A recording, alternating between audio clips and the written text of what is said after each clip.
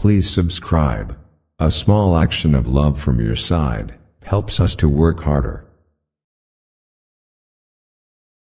It is easier to live through someone else than to complete yourself. The freedom to lead and plan your own life is frightening if you have never faced it before. It is frightening when a woman finally realizes that there is no answer to the question "Who am I?" except the voice inside herself. Each suburban wife struggles with it alone. As she made the beds, shopped for groceries, matched slipcover material, ate peanut butter sandwiches with her children, chauffeured Cub Scouts and brownies, lay beside her husband at night, she was afraid to ask even of herself the silent question, "Is this all?" Chosen motherhood is the real liberation. The choice to have a child makes the whole experience of motherhood different, and the choice to be generative in other ways can at last be made, and is being made by many women now, without guilt. Who knows what women can be, when they are finally free to become themselves? Who knows what women's intelligence will contribute, when it can be nourished without denying love?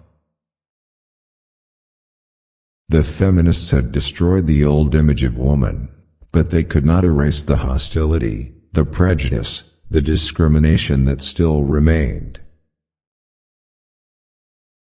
The feminist revolution had to be fought, because women quite simply were stopped at a state of evolution far short of their human capacity. It is not possible to preserve one's identity by adjusting for any length of time to a frame of reference that is in itself destructive to it. It is very hard indeed for a human being to sustain such an inner split, conforming outwardly to one reality, while trying to maintain inwardly the value it denies. A woman today who has no goal, no purpose, no ambition patterning her days into the future, making her stretch and grow beyond that small score of years in which her body can fill its biological function, is committing a kind of suicide. No woman gets an orgasm from shining the kitchen floor.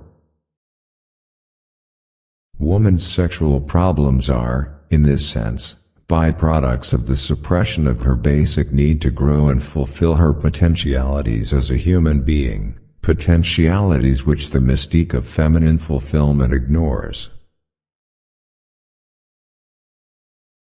It is my thesis that the core of the problem for women today is not sexual but a problem of identity, a stunting or evasion of growth that is perpetuated by the feminine mystique. It is my thesis that as the Victorian culture did not permit women to accept or gratify their basic need to grow and fulfill their potentialities as human beings, a need which is not solely defined by their sexual need. A woman who is herself only a sexual object, lies finally in a world of objects, unable to touch in others the individual identity she lacks herself. For human suffering there is a reason. Perhaps the reason has not been found because the right questions have not been asked, or pressed far enough. Thank you for watching. Please subscribe for more and have a great day.